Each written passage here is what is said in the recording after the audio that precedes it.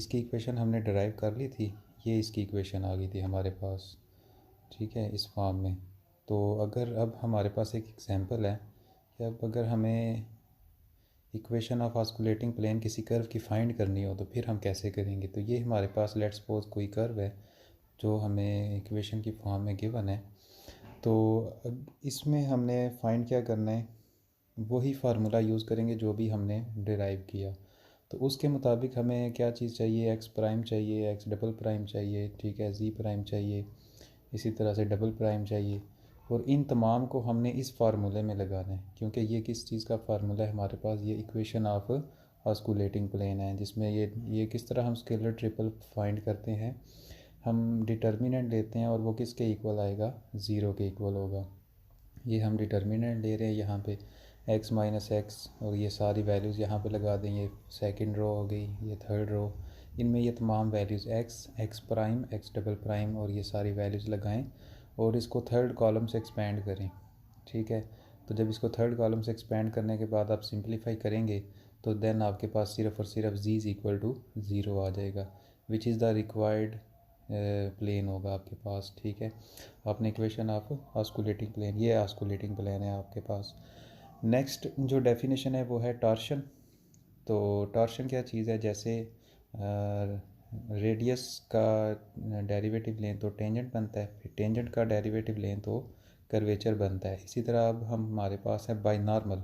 बाइनॉर्मल का अगर आप डेरिवेटिव लेंगे, यानी rate of turning of binormal is called torsion of the curve at point P, और इसको हम टी से डिनोट करेंगे या टा से डिनोट करेंगे, या फिर इसको हम क्या कह सकते हैं, rate of rotation of osculating plane. क्योंकि आपको पता है जो ऑस्कुलेटिंग प्लेन होता है उसके ऊपर परपेंडिकुलर वेक्टर कौन सा होता है, उसके ऊपर परपेंडिकुलर वेक्टर होता है बाइनॉर्मल, ठीक है। तो इसका मतलब अगर हमने बाइनॉर्मल को रोटेट करना है, इसका मतलब है आप सारे ऑस्कुलेटिंग प्लेन को रोटेट कर रहे हैं, ठीक है। तो वो भी आपके पास क्या होता है, कर्वेचर होता है। कर्वेचर नहीं, टार्शन होता है। तो कर्वेचर जो होता था वो तो हमेशा पॉजिटिव होता था, लेकिन टार्शन जो है हो सकता है पॉजिटिव हो या नेगेटिव हो। अगर आप राइट हैंड रूल से देखेंगे, राइट हैंड स्क्रू से मोशन से, देन आपके पास पॉजिटिव आएगा, यानी ये पॉजिटिव होगा। और अगर इस तरफ उसकी मोशन होगी देन इस तरफ ये टार्शन क्या होगा, नेगेटिव होगा। अब नेक्स्ट, अगर आप रेडियस ऑफ टॉर्शन क्या होता है, जैसे वहाँ पे कर्वेचर में हम कर्वेचर का रेसिप्रोकल लेते थे तो रेडियस ऑफ कर्वेचर बन जाता था। इसी तरह अब यहाँ पे आप टॉर्शन का रेसिप्रोकल लेंगे तो आपके पास क्या बन जाएगा, रेडियस ऑफ टॉर्शन।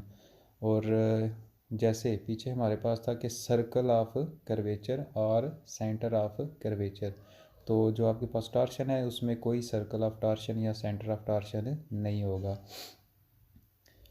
जैसे हमारे पास कर्वेचर में होता था। इसी तरह नेक्स्ट हमारे पास सेरट फेरट फार्मूलाइज हैं, और ये बहुत ही इंपॉर्टेंट फार्मूलाइज हैं। ये असल में हैं क्या, आपने टार यानी टी का डेरिवेटिव लेना है। तीन आपके पास वेक्टर होते हैं ना, टेंजेंट, नॉर्मल और बाइनॉर्मल। तो ये टेंजेंट का डेरिवेटिव है, आपको पता है टेंजेंट का डेरिवेटिव लें एस के लिहाज से तो क्या बनता है, कर्वेचर बनता है। अब बी का डेरिवेटिव लें तो क्या बनता है, टॉर्शन बनता है। इसी तरह एन का डेरिवेटिव लें तो ये बनना चाहिए ना, ठीक है। तो ये हम प्रूफ करेंगे। तो सबसे फर्स्ट प्रूफ में, फर्स्ट पार्ट में, लेट्स सपोज ये आपके पास कोई कर्व है, ठीक है, उसके ऊपर एक पॉइंट पी है, पी के ऊपर एक हमने टेंजेंट ड्रा किया, और ये टेंजेंट जो है एक्स एक्सिस के साथ एंगल बना रहा है थीटा, और उसका पोजीशन वेक्टर क्या है, आर है। और अब हमने असल में फाइंड क्या करना है, फर्स्ट पार्ट ये था कि टेंजेंट का डेरिवेटिव, यानी टेंजेंट का डेरिवेटिव किसके लिहाज से, एस के लिहाज से, यानी आर्क के लिहाज से। तो डेरिवेटिव का मतलब है चेंज, पहले यहाँ पे टेंजेंट है, अब टेंजेंट अगर लेट्स सपोज चेंज होकर यहाँ पे आ गया तो वो टेंजेंट ये बनेगा ना, ठीक है। और ये एंगल कितना बना रहा है, पहले थीटा था, अब थीटा में भी कुछ चेंज आ जाएगा, वो कितना हो जाएगा, थीटा प्लस डेल्टा थीटा। इसका मतलब ये, और ये आर्क में कितना चेंज आया है, आर्क में आपके पास चेंज आया है डेल्टा एस, ठीक है। और ये पहले रेडियस क्या था, आर, सॉरी रेडियस कह रहा हूँ, पोजीशन वेक्टर क्या था, आर, और अब पोजीशन वेक्टर क्या हो गया, आर प्लस डेल्टा आर। तो ये डेल्टा थीटा होगा आपके पास जो चेंज आया है, ठीक है। और ये आपका पहला टेंजेंट, और ये टेंजेंट चेंज आने के बाद तो ये टी प्लस डेल्टा टी हो जाएगा।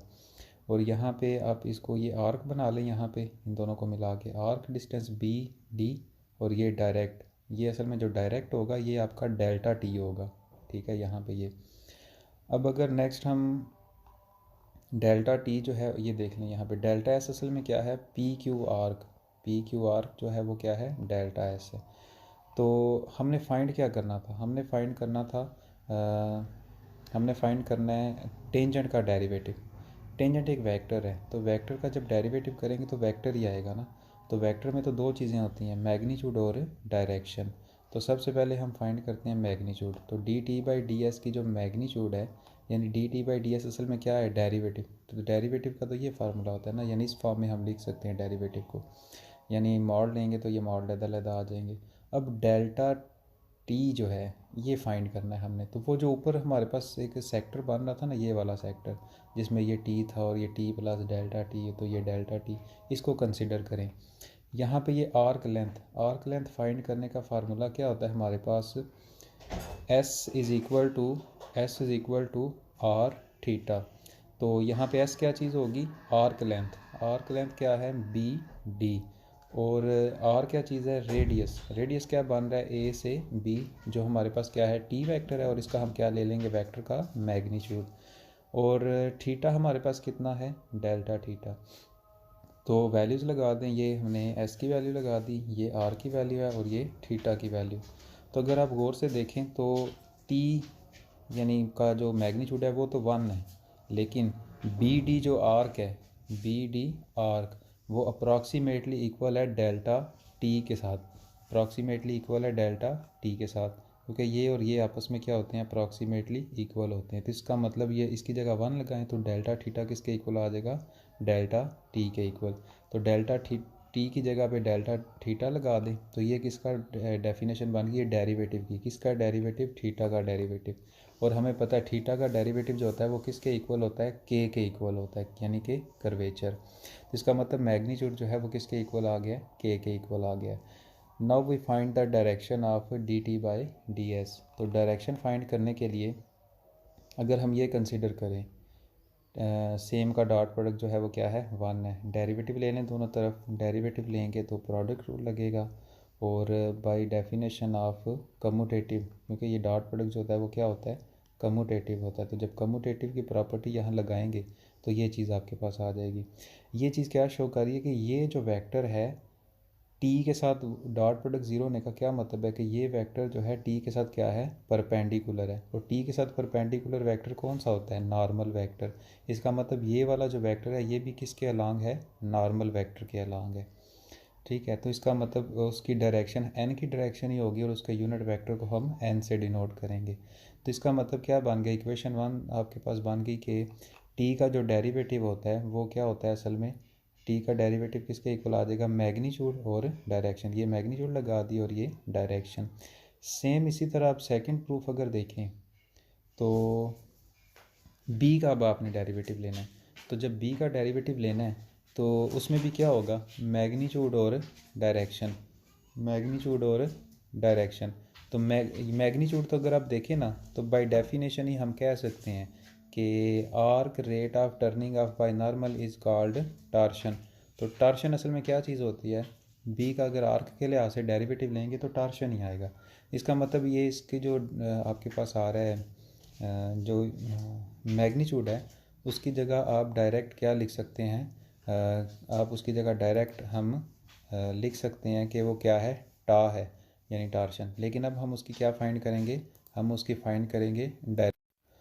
हाँ, तो अब हमने इसकी क्या फाइंड करनी है, डायरेक्शन फाइंड करनी है। तो डायरेक्शन फाइंड करने के लिए हमें पता है बी डॉट बी किसके इक्वल होता है, 1 के इक्वल, जैसे हमने पिछले में किया था। तो सेम उसी तरह से B dot D B by D S किसके इक्वल आ जाएगा, 0 के इक्वल।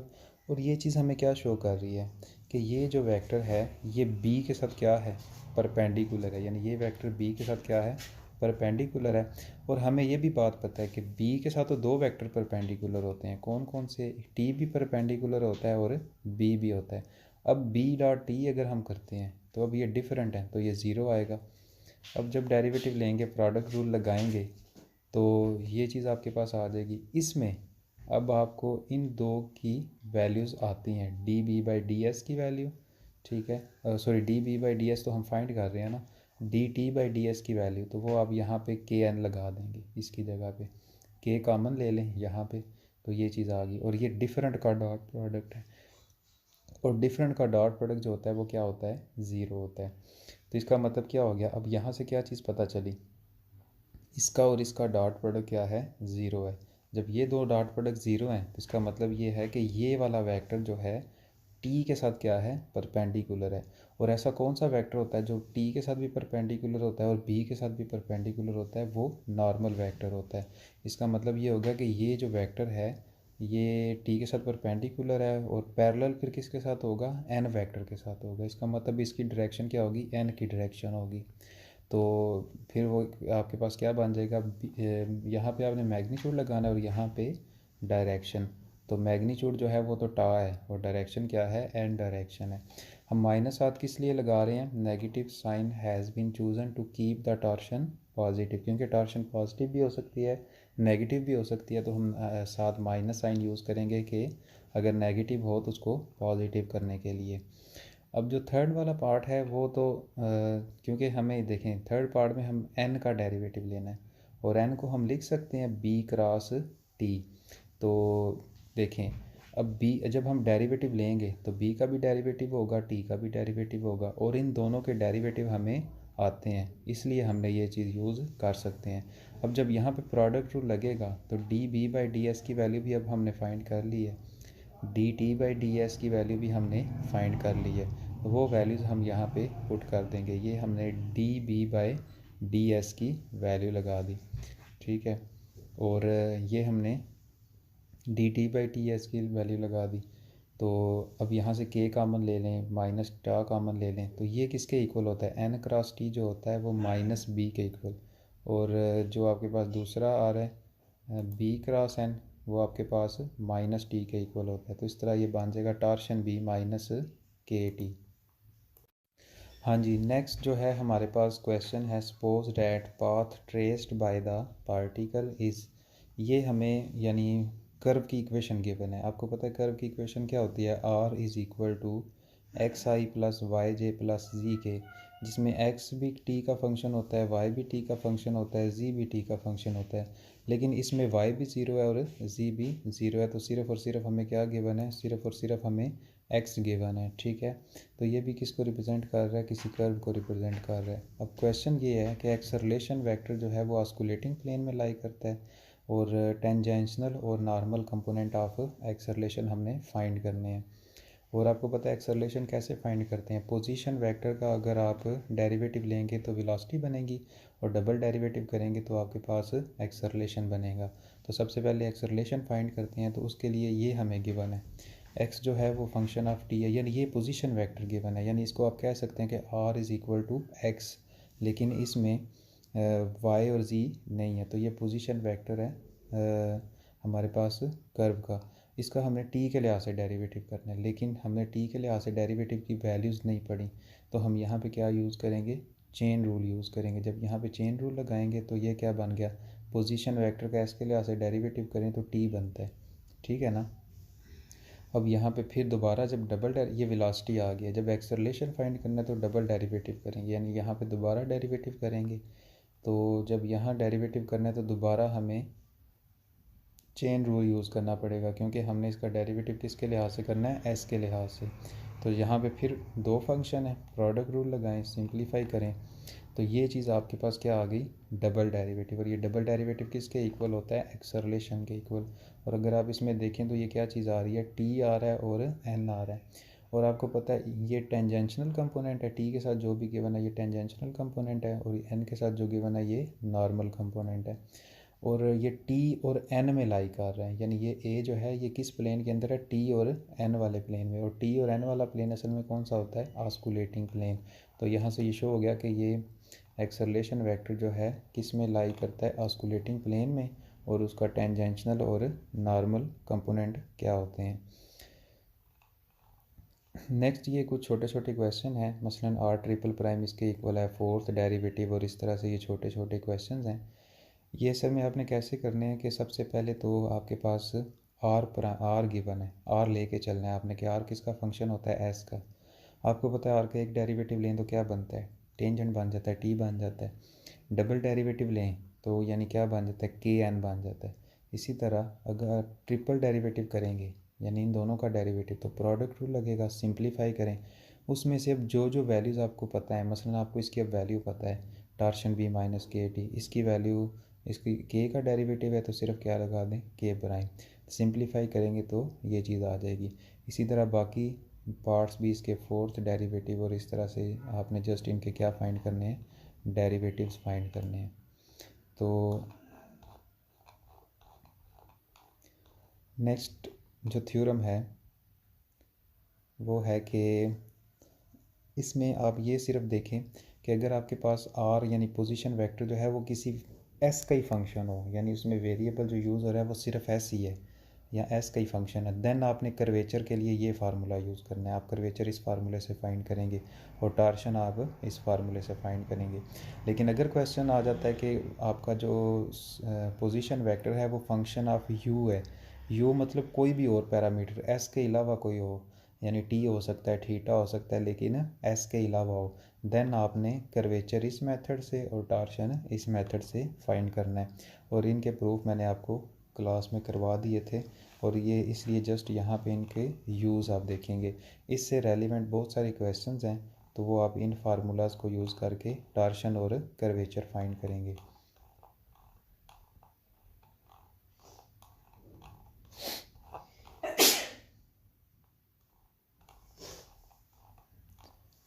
नेक्स्ट जो क्वेश्चन है हमारे पास, ये हमने क्लास में यहाँ तक तो ये काम कर लिया था, और ये क्वेश्चन यहाँ से हमने स्टार्ट करना है कि prove that the position vector of the current point on A curve satisfy the differential equation. कहते हैं कि किसी भी पॉइंट का जो पोजीशन वेक्टर है ना वो इस डिफरेंशियल इक्वेशन को क्या करता है, सेटिस्फाई करता है। आपने जस्ट इस क्वेश्चन को कैसे सॉल्व करना है, ये जो भी डिफरेंशियल इक्वेशन गिवन है उसकी लेफ्ट हैंड साइड ले लें, इसमें जो जो वैल्यूज़ आप यूज़ कर सकते हैं या जिस जिसकी आपको वैल्यूज़ आती हैं वो वैल्यूज़ लगाएं। फॉर एग्जांपल ये देखें, आर का डबल डेरिवेटिव, आपको पता है आर का डेरिवेटिव लें तो टी बनेगा, टी का डेरिवेटिव लें तो के एन बनेगा, तो ये डबल डेरिवेटिव की वैल्यू लगा दी के एन। यहाँ पे भी डबल डेरिवेटिव की वैल्यू लगा दी के एन। फिर मज़ीद अगर आप देखें इस रो को क्या लिख सकते हैं, 1/k, और इस रो को क्या लिख सकते हैं, 1/k, और इस सिग्मा को क्या लिख सकते हैं, टार्शन। ठीक है, क्योंकि 1/सिग्मा है ना तो ये बन जाएगा टार्शन। तो ये वैल्यूज़ लगानी है, जस्ट आपने इनको सिंप्लीफाई करना है। तो जब आप सिंप्लीफाई कर लेंगे इस फॉर्म में तो यहाँ पे आपने क्या फाइंड करना है, इनके डेरिवेटिव फाइंड करने हैं। और जब आप इनके ऊपर वो प्रोडक्ट रूल लगाएंगे डबल या ट्रिपल वाली टर्म्स के ऊपर, तो इनमें तमाम टर्म्स क्या हो जाएंगी, कैंसिल हो जाएंगी, और आपके पास ज़ीरो आ जाएगा जो कि आपके पास राइट हैंड साइड होगी। और ये कुछ क्वेश्चंस गिवन है, वही क्वेश्चन जो कर्वेचर और टार्शन आपने फाइंड करना है। तो आपको एक्स वाई जी गिवन है, आपने टार्शन ये देखें, इसमें ये जो पैरामीटर है कौन सा यूज़ हो रहा है, थीटा यूज़ हो रहा है। तो जो सेकंड फॉर्म वाले फार्मूला थे वो आपने यूज़ करने हैं, तो उनको यूज़ करके आप ये एक्सरसाइजें सॉल्व करेंगे।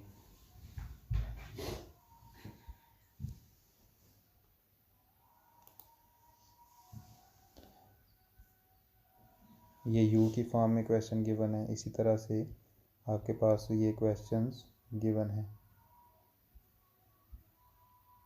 ये टी की फॉर्म में क्वेश्चन गिवन है, लेकिन तमाम के ऊपर एक ही फार्मूला लगेगा, यानी एक ही मेथड होगा और फार्मूला आपने वो देखना। अब ये यू के लिहाज से तो ये भी सेकंड फॉर्म वाला क्वेश्चन है, फर्स्ट फॉर्म वाले क्वेश्चन बहुत कम होंगे या कोई एक क्वेश्चन होगा यहाँ पे। तो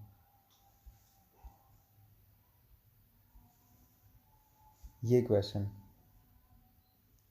for a point of the curve of intersection of surfaces, यानी एक पॉइंट है जो दो सर्फेसिस की इंटरसेक्शन वाला पॉइंट, एक सरफेस ये है और एक सरफेस ये है।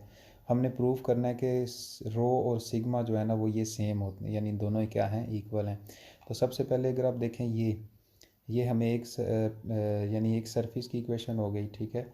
इसमें पैरामीट्रिक इक्वेशन इसकी क्या होती हैं, इस इक्वेशन की ये पैरामीट्रिक इक्वेशन है, क्योंकि आपने पॉइंट सेम पॉइंट फाइंड करना है, इंटरसेक्शन पॉइंट। तो ये एक्स और वाई जो पॉइंट है ना ये इसमें लाई करता है। जब भी कोई पॉइंट किसी इक्वेशन को सेटिस्फाई करे, इसका मतलब होता है वो उस इक्वेशन में यानी उस जो इसका जो भी ग्राफ बनेगा उसके ऊपर वो लाई कर रहा है।